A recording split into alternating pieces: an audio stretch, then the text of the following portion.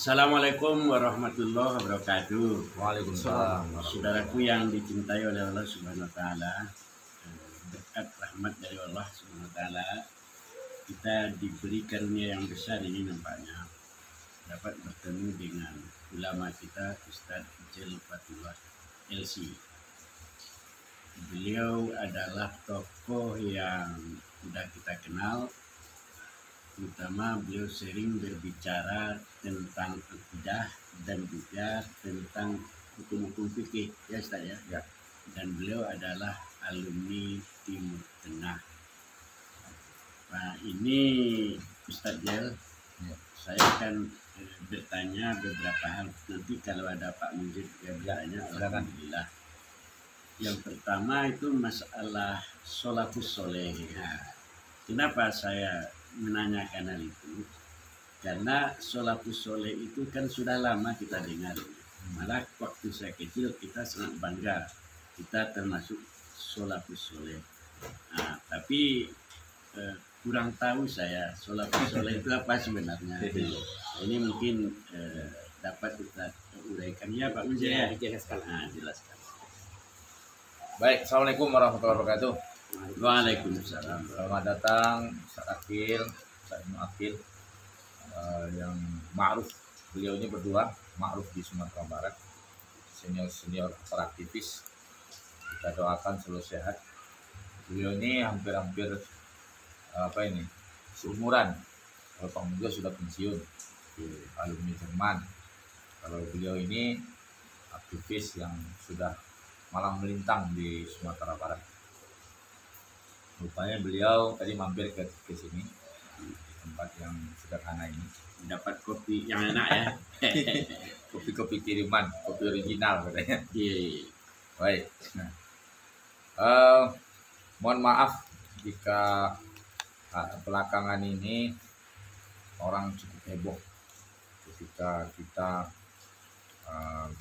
meluruskan subhat-subhat. Iya. Jadi background saya alumni Al-Azhar, kuliah Usuluddin. Usuluddin ya. Usuluddin. Jadi Usuluddin itu belajar akidah, dan saya juga mengambil jurusan hadis. Jadi saya rasa memang terkait dengan perkara akidah. Iya. Kemudian semasa di Mesir, lebih 3 tahun saya aktif di Ansar Sunnah Salafi Mesir. Saya sering ngaji, ya, hanyalah teman-teman yang satu generasi dengan saya, tapi mereka kenal saya itu dari Ansar Sunnah, jadi Salafi. Kemudian saya disiplin ilmunya secara formalnya di Al-Azhar. Di Al-Azhar itu semua mazhab ada, akomodir. Jadi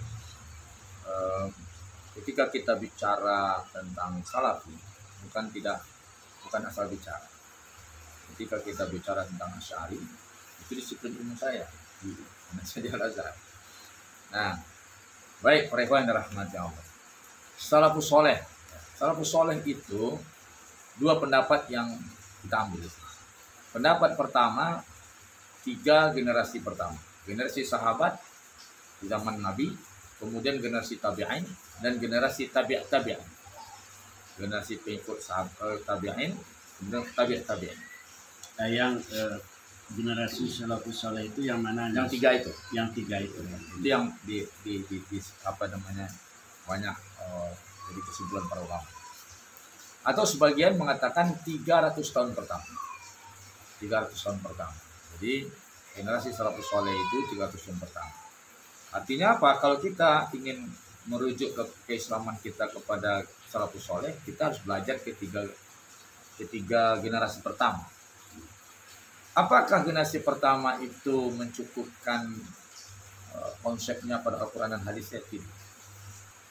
Jadi dulu ketika Nabi mengutus Mu'adz bin Jabal ke Yaman, maka ketika itu ditanya oleh Nabi, bagaimana engkau menetapkan hukum? Kata beliau, saya lihat dalam Al-Quran. Jika tidak ketemukan dalam hadis, jika tidak ketemukan, saya akan berijtihad. Saya akan berijtihad. Ijtihad ya. Nah, ya, jadi ada situ konsep ijtihad. Maka ketika itu diraba dipegang dadanya, dan kemudian diberikan taufik oleh Nabi bahwasanya Allah mencerahkan dadanya, dada Muaz bin Jabal. Kemudian ada dua sahabat yang mau berangkat ke Bani Quraidah. Kemudian kata Nabi, jangan kau sholat melainkan di Bani Quraidah. Maka sahabat itu, keduanya, satu berpendapat karena waktu sholat mau habis, sholat di jalan. Karena kalau ke Bani Quraidah habis waktu sholat. Yang satu lagi berpegang dengan zahir kalimat hadis, sholatnya di Bani Quraidah. Terjadi dua pendapat dengan di antara dua sahabat ini. Nah, akhirnya yang satu sholat di jalan, satu sholat di Bani Quraidah. Mereka sepakat dengan nas hukum, tapi berbeda dalam mafhum nas. Nah, kedua perbedaan sahabat ini, mana yang salafi ini? Kalau sekarang salafi itu dianggap satu pendapat saja, yang lain tidak diterima. Mana yang salafi ini? Jadi, ya kedua-duanya salafus soleh. Kedua-duanya salafus soleh. Berbeda pendapat, kedua-duanya salafus soleh. Nah, ini kekeliruan orang bicara. Kenapa kita baca ini? Karena orang manhaj salafus soleh itu seolah hanya satu pendapat dari kalangan tertentu saja. Yang benar. Yang sebelum padahal mereka ini baru datang di Indonesia ini. Nah, sebelum generasi pertama itu berarti tidak Islam, orang tidak yang benar orang. Nah, ini keliru ini. Jadi yang baru belajar harus sadar ini. Jadi salafus soleh itu sudah ada perbedaan pendapat. Nah, kemudian bagaimana? Nabi membenarkan kedua-duanya. Nah, itulah kalau kita bicara manhaj, dari situ bisa kita simpulkan manhaj. Kemudian setelah Nabi meninggal, para sahabat membuat kajian madrasah, ya, Abdullah bin Umar, Ibnu Mas'ud, kemudian Abu Musa al-Asy'ari. Nah, sehingga ada madrasah sahabat di Madinah, madrasah sahabat di Mekah, madrasah sahabat di Irak. Nah, akhirnya setelah itu madrasah ini diwarisi oleh tabi'in, maka muncullah madrasah dan mazhab. Rumusan kesimpulan hukum dan kesimpulan keislaman dari madrasah ini dari sebuah mazhab. Muncul mazhab Abu Hanifah di Irak. Maka dimulai oleh Abu Hanifah. Siapa Abu Hanifah? Dia Nu'man bin Sabit. Dia keturunan Afghanistan yang tinggal merantau kakeknya ke Irak. Lahir di Kufah tahun 80 Hijriah. Meninggal 150 Hijriah. Nah, dia kalau menghadapi kasus hukum, dia pertama manhajnya, ya. Pertama dia melihat pada Al-Quran, kedua kalau nggak ketemu lihat hadis, nggak ketemu hadis lihat ijma, nggak ketemu ijma lihat qiyas, kemudian istihsan. Kemudian setelah di situ beliau mazhab itu juga peninggalan salafus soleh. Itulah yang manhaj salafus soleh. Iya. Manhaj para imam-imam inilah itu yang manhaj salafus soleh. Iya. Jangan sembarang tuduh tapi nggak jelas itu, fiktif itu. Yang manhaj salafus soleh itu real itu. Lihat, jadi kemudian begitu dia merumuskan itu manhaj dalam merumuskan hukum fikih, dia juga punya manhaj di dalam akidah. Dia merumuskan akidah, mazhab akidahnya, yaitu Imam Abu Hanifah ini, Nu'man bin Sabit ini, Imamul A'zam, gelarnya luar biasa itu. Dia itu kan berguru kepada sahabat dan tabi'in, gurunya 4.000 orang. Nah, dirumuskanlah akidahnya, namanya Fiqhul Akbar. 3 buku akidah. Fiqhul Akbar, 2 Fiqhul Absat, dan kemudian Wasiat Fit Tauhid. Saya bukan ini ada bukunya kalau saya. Kalau saya malas saya cerita. Nah, ini fikih absat Imam Abu Hanifah. Nah, ini. Iya. Fikih absat Abu Hanifah. Ya. Kemudian wasiat fi tauhidnya. Nah, ini wasiat Abu Hanifah tentang tauhid. Ya. Jadi ketiga buku ini saling menjelaskan dan ada fikul akbarnya. Dan ada surat beliau ini, ya. Nah, surat Abu Hanifah. Ini juga ada Alim wal Muta'allim Abu Hanifah, ya, dibuat oleh Imam Al-Qasari. Jadi ditakik. Nah, dari situ nanti dilanjutkan oleh Imam Tohawi. Maka ada kitab akidah Imam Tohawi. Setelah itu dirumuskan oleh kembali oleh menjadi suatu mazhab akidah, yaitu Imam Maturidi. Imam Maturidi. Maka lahirlah mazhab akidah Maturidiyah. Nah, Ahlus Sunnah wal Jamaah. Dan itu salafus shalih. Kemudian Imam Syafi'i, Imam Malik lahir tahun 93, meninggal 179, lahir di Madinah sampai wafat di Madinah. Dia kalau menghadapi hukum manhajnya pertama Al-Quran. Jika tidak ketemu Al-Quran, dia pakai hadis. Tidak ketemu di hadis, pakai ijma. Tidak ketemu ijma, dia pakai kias. Ijma ini perkataan yang disepakati, kesepakatan para. Kemudian kias. Kemudian dia pakai istishab. Istishab ini menetapkan hukum kedua bersandar pada hukum pertama. Jadi dah 5 dia. Dah 5. Kemudian pakai istihsan. Dia pakai juga istihsannya Imam Abu Hanifah. Kemudian pakai maslahatul mursalah. Kelihatan kemaslahatan tinjauannya. Kemudian dia pakai syar'u man qalbana, syariat nabi-nabi terdahulu. Kemudian kalau tidak ketemu sama qaulus sahabah, perkataan para sahabat. Kemudian kalau tidak ketemu perkataan sahabat, dia lihat nanti amal ahli Madinah. Amal ahli Madinah 10 dan 11 langkah. Jadi ada Imam Malik pencarian tersendiri ini nampaknya. Ya, itulah manhaj untuk kebenaran. Ya, itu yang manhaj salafus saleh. Jadi manhaj Abu Hanifah, manhaj Malik, manhaj Syafi'i, manhaj Hambali, itu manhaj salafus saleh. Jangan sembarang untuk pakai branding saja. Nah, ini branding kita manhaj salafus saleh. Enggak ketemu Quran, ketemu hadis bid'ah. Ini di mana ini? Ini nggak nyambung nih, nggak jelas. Nah, makanya ahli ilmu tidak pernah mau mengakui konsep ini. Orang-orang awam, orang-orang bodoh-bodoh ini yang akan menerima. Orang-orang yang semangat hijrah nggak tahu, itu yang di ini. Mana ada, coba lihat. Kalau bukan kelompok madrasah yang sama lahir, tidak ada yang menerima. Para ulama lain tidak ada. Nah, terus kemudian Imam Malik, Imam Malik itu meninggal 179 Hijriah. Dia mazhabnya seperti itu, itu rumusan dia. Kemudian dalam perkara akidah, Imam Malik dia tafwid. Kalau ada kasus hukum ayat mutasyabihat, serahkan makna kepada Allah Subhanahu wa taala. Seluruhnya sepakat tafwid. Nah, masuk imam ketiga, Imam Syafi'i, berguru kepada Malik, berguru kepada Mufti Mekah, berguru kepada Imam Madrasah Hanifah di Baghdad, di Irak. Beliau ini lahir 150 Hijriah. Dia orang Gaza, satu suku dengan Nabi, sama-sama cucu Hasim. Nah, kakeknya sama dengan Nabi. Nah, dia ini melahirkan sebuah mazhab, merupakan bisa dikatakan gabungan mazhab Syafi'i, itu gabungan mazhab Malik dengan mazhab Hanafi. Nah, jadi mazhab Syafi'i dia kalau dalam merumuskan hukum, pertama Quran, hadis, ijma, qiyas, qaulus sahabat, perkataan sahabat yang tidak ditentang oleh sahabat yang lain.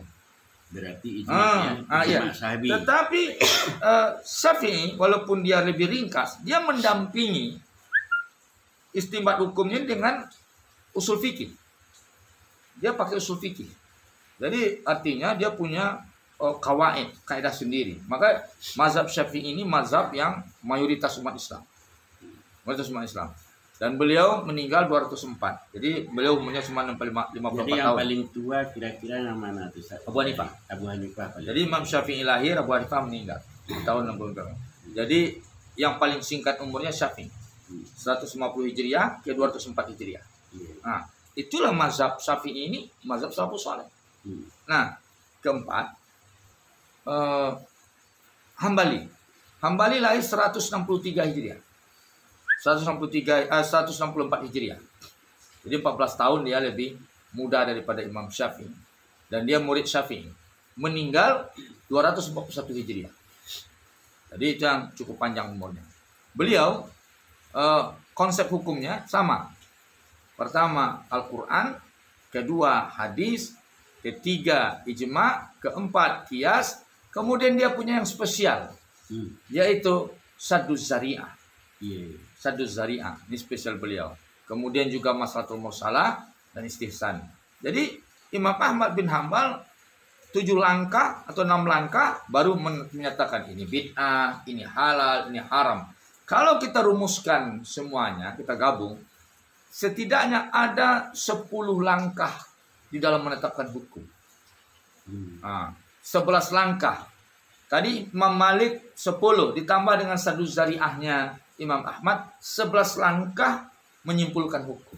Jadi nggak gampang nggak usah itu Quran, hadis. ya. Jadi manhaj sahabat itu, manhaj salafus saleh itu yang ada di rumusan Imam Malik itu dan seluruh imam nomor 4 itu.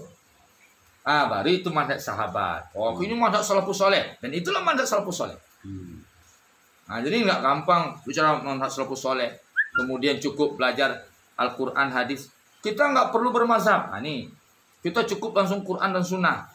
Nggak bisa. Fas'alu ahla zikri in kuntum la ta'lamun. Tanya orang yang berilmu jika kamu tidak tahu. Apa persoalannya? Ketika kita bicara kami ini, konsep kami langsung ke Quran, ke hadis. Sesat nanti. Contoh, suatu hari setingkat Umar bin Khattab.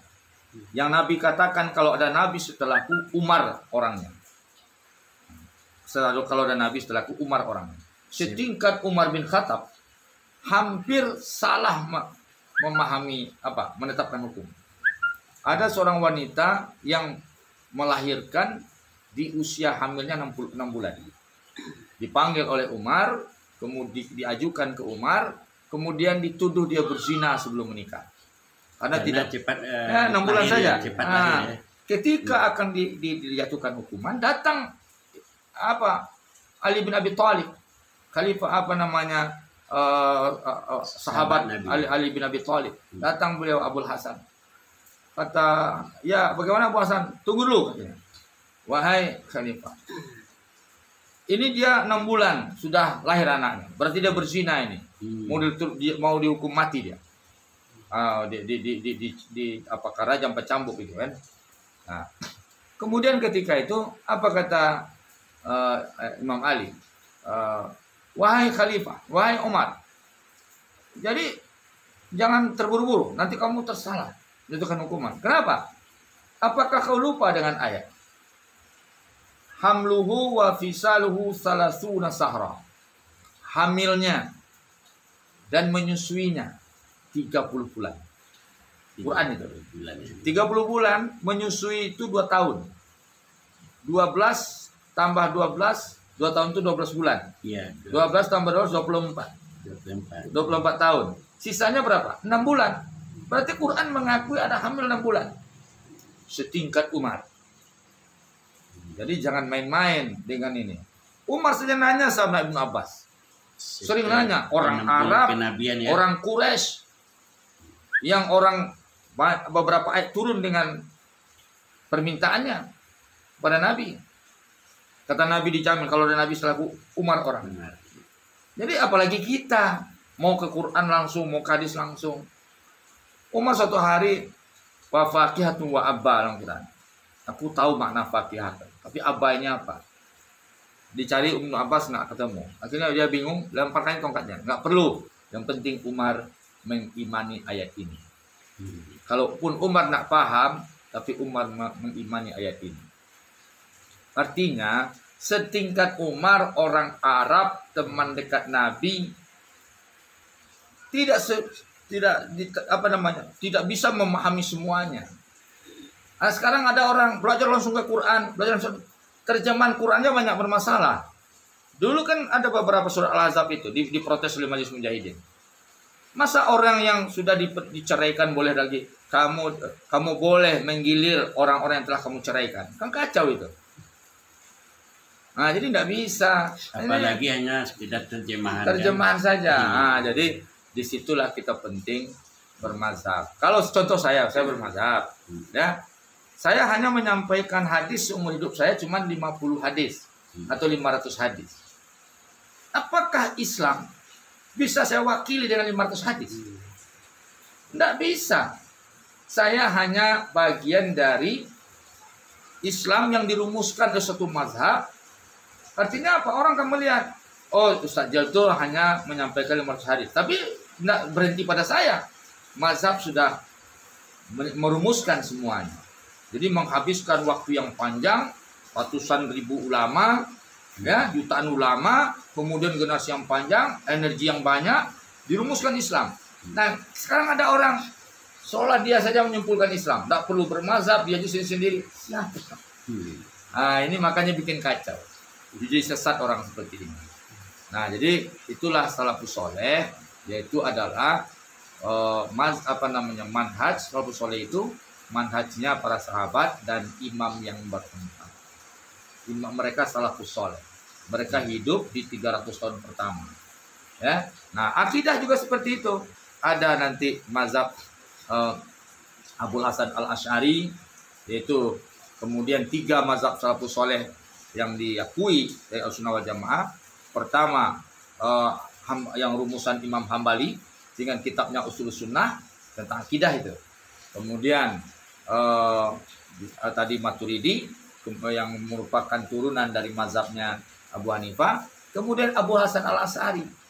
Abu Hasan Al-Asy'ari yang mereka bertiga ini hampir sama, hanya perbedaan di beberapa poin.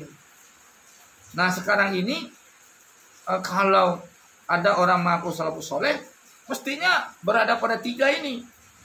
Akidah salafus soleh, ini yang 3 ini. Tidak ada akidah salafus soleh. Kemudian tidak jelas siapa salafus solehnya gitu. Nah, jadi jelas sanad ilmunya jelas. Jadi itulah yang salafus soleh. Dan itulah manhajnya. Dan itu akidahnya, itu fikihnya. Yaitu mazhab yang 4, setidaknya mazhab 4. Tadi Ustaz Jafarullah telah menerangkan panjang lebar dan tentu yang bisa memahami adalah masyarakat yang punya dasar agama gitu ya. Bagi masyarakat yang tidak ada latar belakangnya agama yang umum seperti saya ini, itu akan sulit memahami itu. Nah, kita tahu masyarakat kita di bawah itu sangat heterogen, ya, pengetahuan agamanya. Nah, dengan terjadinya kasus-kasus yang sekarang ini, masyarakat yang di bawah itu jadi bingung sekarang. Kemasannya, ya semuanya Islam bagus. Tetapi apakah itu benar atau salah, masyarakat di bawah tidak mengerti. Dan bahkan telah menimbulkan perselisihan, perpecahan di kalangan bawah masyarakat kita. Untuk itu coba Ustaz terangkan dengan bahasa untuk masyarakat bawah gitu ya. Nah, apa sih bedanya antara itu Salafi yang sekarang ini dengan salafus soleh itu. Tolong Ustaz dengan bahasa yang untuk masyarakat bawah ini. Baik, terima kasih Pak Munzir. Alhamdulillah. Jadi beda salafi dengan salafus soleh sudah terjawab ya. Kalau salafus soleh adalah tadi akidahnya akidah Ahlussunnah wal Jamaah yang 3. Pertama, akidah Ahmad bin Hanbal disebut dengan Asy'ari dengan kitabnya Ushulus Sunnah. Kedua, akidah Abu Hanifah, yaitu dengan fikih akbarnya, fikih absadnya, wasaifi tauhidnya, yang nanti turunnya jadi akidah Maturidiyah. Nah, itu dia kitabnya, diantaranya kitab Tahawiyah, kitab Tahawi, akidah Imam Tahawi. Kemudian Asy'ariyah, akidah Asy'ariyah ini Abul Hasan Al-Asy'ari dengan kitab Ibanah, Al-Lumah, dan dan ini menjadi akidah mayoritas umat Islam. Jadi mayoritas ahli tafsir Asy'ariyah, mayoritas ahli hadis Asy'ariyah, mayoritas ahli lughah Asy'ariyah, mayoritas aktivis dulu Asy'ariyah, mayoritas ahli ilmuwan itu Asy'ari. Makanya siapa contohnya kalau yang aktivis? Salahuddin Al-Ayyubi Asy'ari, Muhammad Al-Fatih Asy'ari, kemudian Syekh Iz bin Abdissalam Asy'ari, Kutus Saifuddin Kutus Wali Muzaffar Asy'ari. Dulu yang Baitus Mausamnya Asy'ari. Nah, makanya ada sifat 20, sifat ma'ani segala macam. Itu akidah Asy'ari. Itu rumusannya. Nah, kemudian datanglah Salafi ini siapa sebenarnya? Nah, Salafi ini adalah sebagian besarnya sebagian dari Hambali yang menyimpang. Dia tidak ada di zaman para sahabat. Salafus soleh tidak ada. Kenapa? Apa bedanya dia dengan salafus soleh? Kalau salafus soleh dalam menyikapi ayat itu terbagi dua. Satu muhkam, kemudian mutasyabihat. Itu Allah yang menerangkan dalam surat Al-Imran ayat 7. Ayat muhkamat wa ukharu mutasyabihat. Yang lainnya mutasyabihat. Nah, orang yang mutasyabihat ini kaidahnya para ulama, mutasyabihat ini ayat yang yaitu diantaranya bercerita tentang Allah, tetapi dari gambaran redaksinya mirip kepada makhluk. Tangan Allah, kemudian kaki Allah, yang gitu-gitu tuh oleh ulama itu dihukum dengan muhkam. Ayat yang distandarkan dengan muhkam. Muhkamnya apa? Laisa kamitslihi syai'. Allah tidak menyerupai sesuatu pun.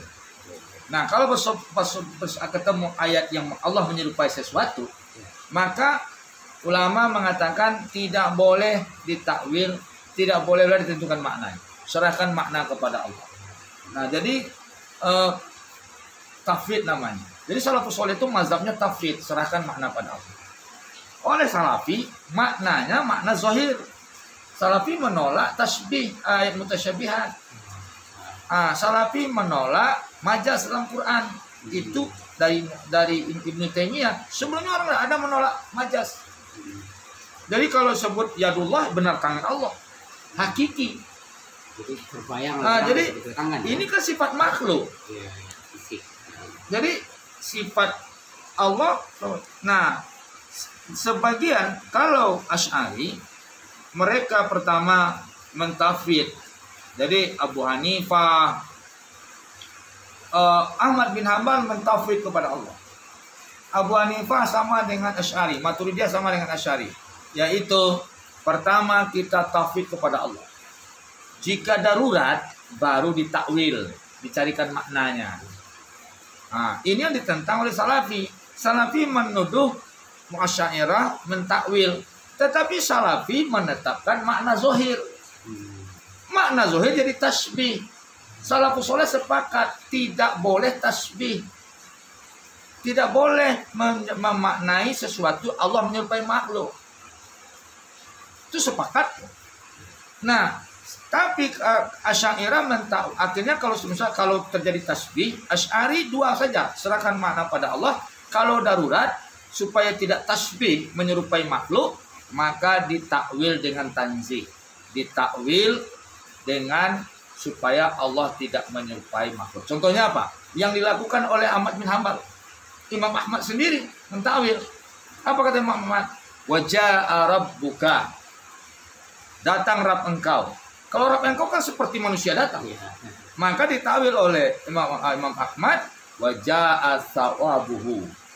Waja'a sawabu, pahalanya. Nah, bukan Rabbnya, bukan fisiknya. Nah, Salafi dia menetapkan makna fisik, itu kesimpulannya, sederhananya. Muncul. Kalau ketemu cerita tangan, cerita kaki, cerita wajah segala macam, jadi fisik.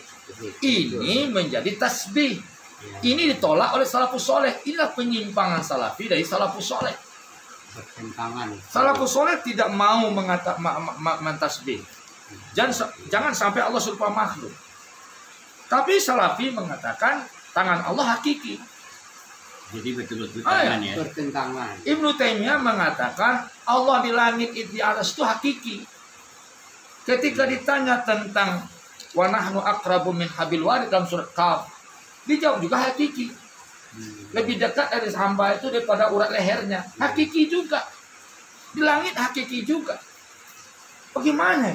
Bingung. Makanya dalam kitab ini, ada kitab ini kupas nih.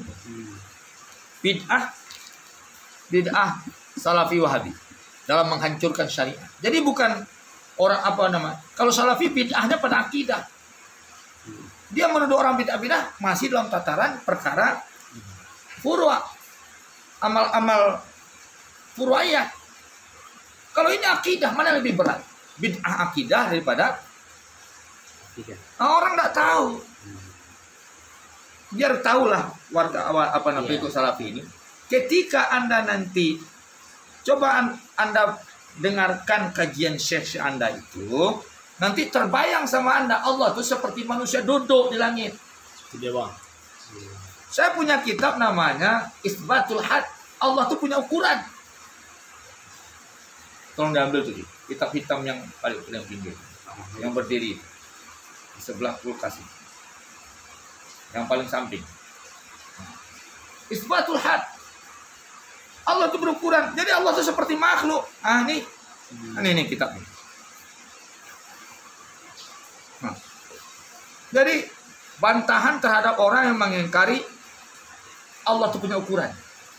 Had, ada batas berarti punya ukuran. Padahal tanpa batas. Mana ada Allah tuh diukur-ukur. Kalau Allah tuh punya ukuran, berarti besar dan kecil, tidak jadi akbar. Kalau akidah Ahlussunnah, Allah itu tidak butuh tempat. Itu dijawab oleh Abu Hanifah. Allah menciptakan aras, bukan Allah itu butuh tempat aras itu. Allah tidak butuh tempat. Yang butuh-butuh itu makhluk, sifat makhluk.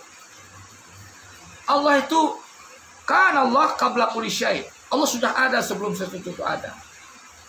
Kalau Allah di atas langit duduk, nanti di mana Allah? Pertanyaan kita, di mana Allah ketika langit digulung? Setelah kiamat, ketika kiamat, langit digulung oleh Allah, bumi digulung oleh Allah. Allah di mana? Allah menurut saya. Allah itu di atas langit. Buktinya orang Isra dan Mi'raj. Nabi menemui Allah di Isra Mi'raj itu di langit. Ini yang dia bodoh. Langit bukan. Itu tempat Nabi menerima sholat. Bukan tempat Allah. Jadi pertanyaan Buddha ini Ainallah. Ainallah. Gitu kan? Ya. Jadi apa maksudnya itu? Allah fis sama. Yang jelas karena itu seorang Buddha. Dia baru masuk Islam, dia pertama dia sudah mengingkari Lata dan Uzza. Dia sudah sudah memakai zohir ayat Allah fis sama. Sudah cukup seorang Buddha. Tapi itu adalah permulaan pemahaman akidahnya, bukan kesimpulan akidahnya. Tidak mungkin kita mengambil kesimpulan akidah pada Buddha. Kalau itu seperti kesimpulan akidah Salafi, akidah Buddha. Berarti guru besarnya Buddha itu. Iya. Jadi ini kan jelas nih. Iya. Jadi kesimpulan ininya, kalau kita pakai akidah Salafi, nah pakai ini Allah. Wa bi annahu qa'idun. Nih saya baca judulnya. Isbatul had. Menetapkan Allah, isbatul had lillah. Menetapkan ukuran Allah al-had bagi Allah. Wa bi annahu bahwasanya Allah qa'idun, duduk. Wa jalisun, dan duduk alal arsyihi, di atas arasnya. Jadi dia memang menetapkan Allah duduk di atas arasnya. Ini dasti. Diambil dari Ibnu Taimiyah. Apa Anda sepakat Allah itu duduk? Kan itu bentuk dewa Allah. Ini yang bodoh-bodoh ini, yang ibu-ibu nggak jelas ini. Kok nggak tolong diajar sini? Anak-anak akan membayangkan Allah itu duduk. Kan gawat itu. Allah itu laisa kamitslihi syai'. Tidak menyerupai sesuatu. Maka kalau ada hal-hal yang dalil-dalil yang merupai sesuatu, kembalikan kepada laisa kamitslihi syai'. Maka sahabat-sahabat dulu, nak serahkan pada Allah. Maknanya serahkan. Sesat nanti, tasbih nanti, tajsim nanti. Ini tajsim ini, Allah punya jasad, punya tangan, punya kaki, ya. Allah punya tangan, punya kaki. Wajah bekal wajah Rabbuk. Dan tinggal hanya wajah harapan kau. Berarti apa itu? Kalau zohirnya. Mana tangannya, mana kakinya? Muka, kan? Iya. Wajah. Itu maka ada yang mengatakan itu puasanya. Kalau ini serahkan pada Allah. Serahkan pada Allah. Tafwid makna. Sepakat itu salafus soleh tafwid makna. Jadi tidak ada hubungan akidah. Akidah salafi ini. Akidah penyimpangan sebagian dari tokoh-tokoh Hambali. Makanya dibuatlah kitab ini menjelaskan apa ada ulama mengatakan mazhab Hambali Imam Ahmad bin Hambal diuji dengan munculnya kaum seperti ini, dengan kaum Wahabi diuji. Jadi salafi yang ada sekarang mereka tidak menerima imam yang 4 gitu. Nah, mereka tidak menerima. Saya dipahami oleh masyarakat. Ya, mereka tidak ada hubungannya. Ya. Maka akidah mereka berbeda. Akidah mereka mereka menyesatkan, ini supaya tahu masyarakat. Ya. Mereka menyesatkan Imam Nawawi, Ya. menyesatkan Imam Ghazali, Ya. dan mereka menyesatkan orang-orang Syafi'iyah. Makanya diserang terus Syafi'iyah itu. Padahal mayoritas. Nah, padahal Nabi mengatakan alaika bisawadi a'zam. Kalian harus ikut mayoritas. Ya. Karena kenapa mayoritas? La yattafiqu ummati ala dhalal. Umatku tidak sepakat pada kesesatan. Makanya alaika bisawadi a'zam. Kesaksian Asy'ari ya, kesaksiannya secara sanad sudah jelas, sanadnya jelas. Salafi sanadnya nggak jelas. Ya. Di antara tokoh yang muncul mengatakan Allah itu hakiki duduk di langit. Ya, nah, bagaimana ayat yang mengatakan nanti di langit, ilah di langit, ilah di bumi. Berarti dua Tuhannya. Nah, jadi yang mengatakan gitu pertama tadi Abu Ya'la. Maka kaget umat ketika itu. Ditolak oleh banyak ulama. Penyimpangan dalam masalah akidah. Padahal dia seorang qadhi. Kemudian dibantah oleh Ibnu Jauzi. Diluruskan oleh Ibnu Jauzi. Supaya apa? Dia tidak boleh menjadi fitnah kepada Imam Ahmad. Kemudian setelah itu sudah padam seketika itu sudah sekian lama muncul lagi Ibnu Taimiyah. Ibnu Taimiyah mengatakan tidak ada majas dalam Al-Quran. Maka akibatnya timbullah seperti itu. Jadi tajisim. Juga tokoh tajisim itu Sulaiman Ad-Darimi. Itu tokoh-tokoh orang yang mengatakan Allah pakai fisik. Untuk apa? Perkara jenggot, perkara itu kecil itu. Perkara jenggot, perkara kena senteng. Kecil itu. Yang berat itu perkara Tuhan itu seperti orang duduk. Menyerupai. Semua ayat ini adalah tidak ada yang majas. Itu penyimpangan dari salafus soleh. Jadi tidak ada. Salafus soleh bersih dari akidah salafi. Salafus soleh bersih dari fikih salafi. Tidak ada. Ya, kan masyarakat bisa memahami itu sehingga tidak terjadi lagi ke depan ya kesalahpahaman tadi. Itu kan lebih jelas ya umum. Sekarang ini tadi ditanyakan tadi sebelumnya masalah beda dengan Muhammadiyah ya. Iya betul. Nah, ini sudah beberapa kali saya jelaskan. Pertama, Muhammadiyah itu sanad ilmunya jelas. Ya. Kiai Haji Ahmad Dahlan murid Syekh Ahmad Khatib. Ya. Syekh Ahmad Khatib sanad ilmunya jelas. Ketika dia belajar ke Mekah, jelas itu sampai ke Nabi. Salafi sanad ilmunya nggak jelas. Coba kita lihat Salafi di Indonesia ini yang paling tua itu Yazid Abdul Qadir Jawas mungkin yang paling tua. Sebelumnya siapa? Indonesia itu. Indonesia. Ya. Dari sebelumnya, kalau dia memang salafus soleh itu ada generasinya berurutan. Ini ada putus-putus. Di dunia juga seperti itu. Maka ini muncul-muncul penyimpangan saja. Nah, jadi tidak ada. Jadi itu pertama, Muhammadiyah sanad ilmunya jelas. Kedua, Muhammadiyah netral menyikapi mazhab. Bedanya dengan NU mengikatkan diri ke satu mazhab Syafi'i, Muhammadiyah tidak mengikatkan diri Kepada satu mazhab. satu mazhab. Tapi juga bermazhab. Mereka menerima mazhab. Mereka menerima, mengakui semua mazhab, tapi tidak mengikatkan diri kepada mazhab. Maka dibuatlah lajnah tarjih. Ya. Nah, kemudian kedua Muhammadiyah itu dia yang ketiga, Muhammadiyah itu manhajnya tajdid. Apa misinya tajdid? Tajdid itu pembaharuan. Kalau pembaharuan apa? Nas dan pengembangan Keilmuan. nas.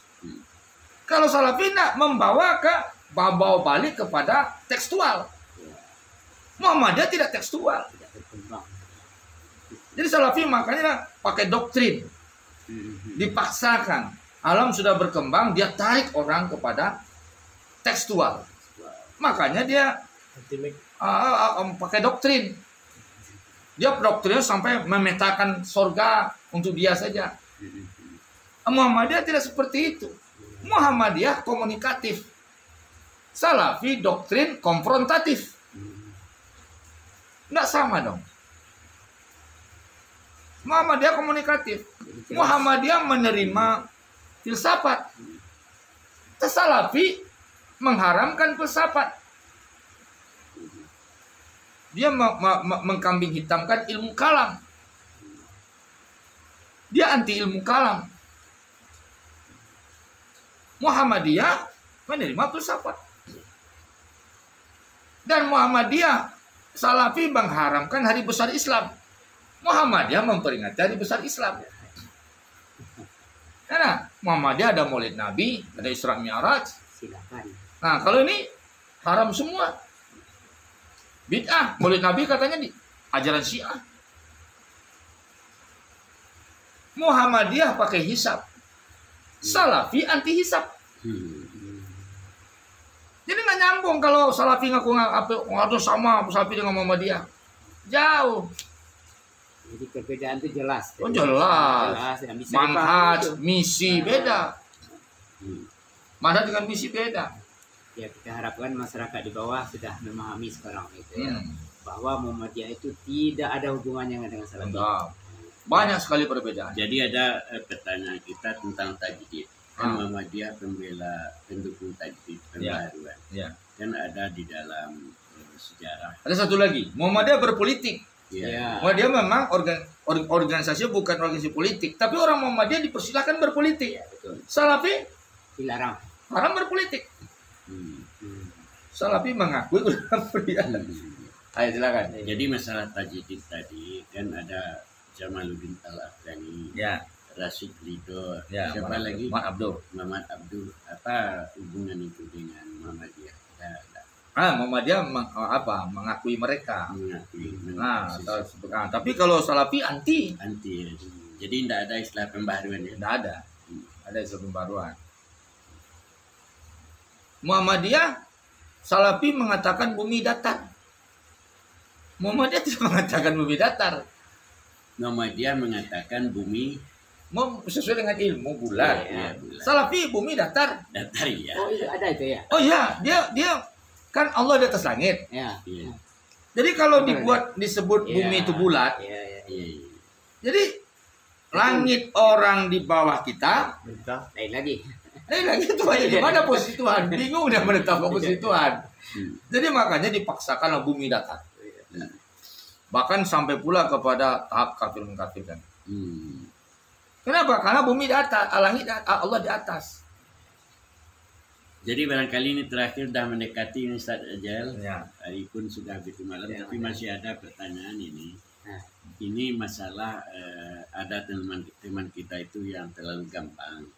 Misalnya mengatakan membid'ahkan, malah mengatakan itu kafir kan gitu kan. Kafirkan. Nah, gimana Ustaz? Ya. Jadi akidah Salafi ini sebenarnya sama dengan akidah Khawarij. Tetapi mereka mereka ketika mengkafirkan kaum muslimin sama dengan Khawarij. Tetapi ada ketika menyikapi penguasa, nah ini secara politis juga, nah, mereka situ melunak seperti Murji'ah. Ke penguasa seperti Murji'ah, ke masyarakat muslim seperti Khawarij. marah betul dia ya. Oh, dia mengkafir-kafirkan yang muda. Jadi sebenarnya Salafi ini ya kita menyeru mereka untuk apa ya, membuka diri dan rujuk, sadar gitu. Dan mau berdialog. Ya. Dan mereka ini sifatnya kan zohiri, ayat zohir ayat saja. Padahal ayat itu telah ditafsirkan dengan tafsir yang, makanya Salafi itu kitabnya kecil-kecil, ringkas-ringkas saja. Nah, kemudian kelemahan mereka tidak merujuk kepada turos, kitab-kitab klasik. Dia menghalangi umat ke klasik. Kenapa? Dan kedua, bagi ini sebagai renungan saja bagi pengikut Salafi yang baru-baru masuk ya. Kalau benar Salafi itu sebuah kebenaran, maka tidak perlu dia larang muridnya belajar sama yang lain. Karena kebenaran itu yu'rafu bi nafsihi, dikenal dengan kebenaran itu sendiri. Dia akan muncul pada setiap orang yang bicara kebenaran.